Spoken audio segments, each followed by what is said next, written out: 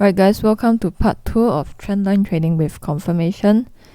So a little bit of disclaimer before we move on. Now the second strategy that I want to teach you is how to trade trend reversals. Now this strategy you would need a little bit more experience because you are in a sense picking tops and bottoms. But if you do it the right way, you can also use this strategy to trade along with the trend. Okay. Now first thing first, you gotta wait for a breakout of a strong trend line. Then after that, you gotta use 5 EMA as confirmation for breakout from the trend line. Then after that, you gotta seek for divergence signals as confirmation. So basically, what is divergence? Now it doesn't tell you that the trend is gonna reverse. It just tells you that there's a decrease in momentum of the trend. So the trend might go sideways instead of doing a reversal from there. And then it's considered a leading indicator to signal a change in the trend. Before the trend breaks out from the trend line, it often gives you a divergence signal first. Okay, and a positive divergence means the end of a bearish trend, and a negative divergence indicate the end of a bullish trend. So some of the factors that increase the strength of divergence, first thing is the time frame it is used on. So if you see a divergence on a daily chart as compared to an hourly chart, which one would be stronger? Definitely the one on the daily chart. The amount of divergence is also important. So if you see 3 divergence points as compared to 2, it will be stronger when you see a 3-point divergence. Okay, what is a bullish divergence? It means that price is making lower lows, lower highs, while your momentum indicator is making higher lows. Now I'm using MACD in this case just to illustrate. You don't have to use MACD. You can use RSI and also stochastics and also CCI. Now of course, how do you know that the trend is going to end? You gotta zoom in right at this point. Okay, and you can see that MACD is sloping upwards. And if you see CCI also sloping upwards, giving you higher lows, then it is also a bullish divergence signal. So what you want to do is wait for the price to break the major trend line to confirm that the whole entire trend has ended. Then you want to enter right after the price breaks above the trend line. How do you know whether it's a confirmed break? You look at 5 EMA. You want your 5 EMA to break above the trend line. So which of these candles have broken above trend line? The first one, or the second one, or the third one? Definitely the third one, because 5 EMA determines the position of the candle. So you want to wait for 5 EMA to break trend line first to confirm that the whole entire trend has ended. Okay, and of course normally you see a moving average give you a slower signal, 50 crossing above 100. An earlier signal would be your bullish divergence, then followed by trend line break, and then followed by moving average crossover. Okay, normally occurs in this sequence. Okay, one more example. How about for bearish trade? Okay, so you can see you have a bullish trend here. Wait for price to break the trend line.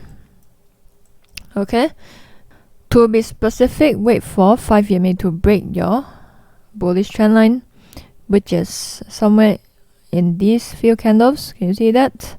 And wait for a bearish candlestick price confirmation, and then you can enter from there, especially when this support trend line became resistance and also it tests this 100 SMA. Okay, so this is a good point to get into.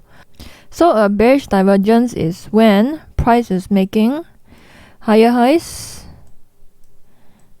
and higher lows, while your momentum indicator is giving you lower highs. Okay, lower highs. This is what I mean by bearish divergence. Okay, so if you look at another chart, you have a bullish trend over here. You wait for a break in trend line, and it's very important for you to be patient when the price breaks the trend line, because normally price is going to retrace back to the trend line and test it. But of course, you wouldn't know when it's going to come back and test the trend line. So when it tests the moving average, you can start to get in. Okay, when it retraces and tests resistance or moving average, you can start to get in. Now in this trade, it'll be a good trade because you are risking only 700 points and then taking 1000 points. Okay, so you can set your stop loss at the recent swing high, which is over here. Alright, and how do you set a TP target? Normally when it comes to trendline breakup, you can set a TP target based on the average of the price range of the bullish trend. Okay, so let's say for example, if you draw a channel and the average price from here to here is about 1000 points, then you can set that as your average. Okay, so if I zoom in over here, is there a price action confirmation? You can see that when the price tests this 100 SMA, there's a bearish engulfing pattern. So the price spiked a little bit, but it's okay, your stop loss is over here, and then you can take your time and then let the profit run until your 1000 point target. Okay, and also you can see at the same time your momentum indicator is giving you lower highs. Okay, and then there's a cross over here earlier on, 50 cross below 100, which confirms that the trend is going to end. So in this case, your moving average crossover gives you an earlier signal, okay, as compared to trendline breakup. So sometimes the sequence will change once in a while. Now you can see over here, there's a bearish divergence. Okay, price broke above the trend line and then comes and tests this 100 SMA. Now one thing you need to take note of is that when there's a trend line break at the momentum indicator, you realize that I also draw a trend line for RSI for the momentum indicator. When there's trend line break both at the same time from the momentum indicator and also from the price chart, this is an indication that the price is going to retrace a little bit. Okay, especially when it breaks at the overbought level. When it both breaks above the trend line at the same time, it tells you that price might reverse a little bit. It wouldn't tell you how much you reverse, but it tell you that the price is going to reverse a little bit. Okay, make sure that when you're making a buy trade during the breakout, the RSI is not overextended, meaning that it is not at an overbought level, because you don't want to buy when RSI is telling you that it is overbought, right? It doesn't make sense. So take note of the breakout. Is it breaking at an overbought level or is it breaking at a neutral level? This is really important as well.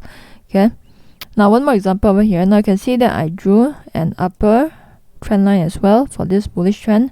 Why? Because I want to calculate the average pip movement from the bottom to the top so that we can set our target price. Okay, so again, bullish trend, you wait for a breakout below this trend line over here, and yes, it did over here. Okay, but then we want to wait for it to retrace at the resistance level. So yes, it did retrace to 50 SMA over here. So if I zoom in, can you see what pattern is this? This a bearish engulfing pattern, even though it's not super perfect, but it's still a bearish signal. And when it is testing your 50 SMA, it is at an overbought level, which is a signal for you to sell as well. So what you can do is that you can put your stop above the bearish engulfing pattern or the recent swing high, depending on risk appetite. Okay, and in this trade, you're risking about 300 points to take 700 points, which is a good risk to reward ratio. Now, how do you get 700 points? Like I said again, this would be subjective. You measure the average from the bottom to the top of the trend line, and in this case it is about 700 points. But some traders, they would be more aggressive. They would take the highest price movement, okay, let's say from here until here, then they'll use this as a TP target. If you're an aggressive trader, then you do this. But I feel that if you are studying statistics, you will normally eliminate the outliers. So I would prefer to take the average price movement to act as the TP target. Now you can see a bearish trend over here, and the price broke the trend line and then retraced back down here. I don't know if you can see that. Okay, let me just zoom in. Okay, price broke and then it retraced a little bit. Why is that? Because price broke on an overbought level. Okay, so if price broke the trend line and is giving you an overbought signal, try to wait for it to retrace back down to a neutral level or to a support level before you buy. The thing is, your trend line can be really strong. Okay, for example, this trend line is really strong because there are a lot of test points. It lasted quite a while. The angle is okay, not too steep. If it breaks out on an overbought level, it's still going to retrace. Okay, and in this case, it retraced to this support level over here. Right? So it's very important for you to be patient and then wait for the price retracement. But of course, once in a while the price wouldn't retrace at all, it's going to go up straight away. Then you feel like, oh my god, I missed this trade. Then it's okay, just give that trade a miss. Okay, one more example over here. Like I said, if you're an aggressive trader, some people will measure from the bottom to the top, meaning the biggest price movement from the bottom all the way up to the highest point. And if you do that, from here all the way up here would be 1,400 points.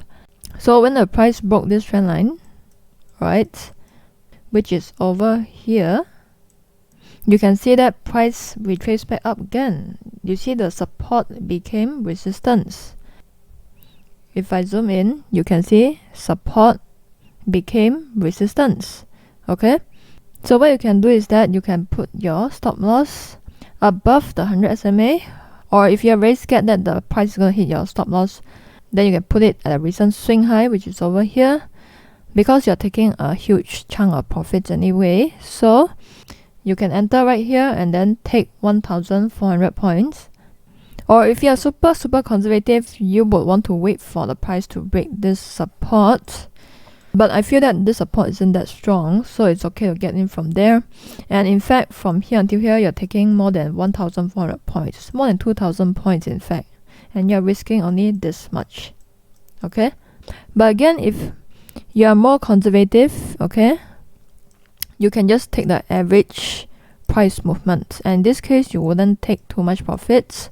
But personally, I would just prefer this conservative approach. If you're more aggressive, then you take from the lowest to the highest, but if you're more conservative, you take the average price movement. Okay, so I hope that this gives you a clear idea on how to use trend lines to trade with confirmation. So with that, I'll talk to you in the next lesson. Bye.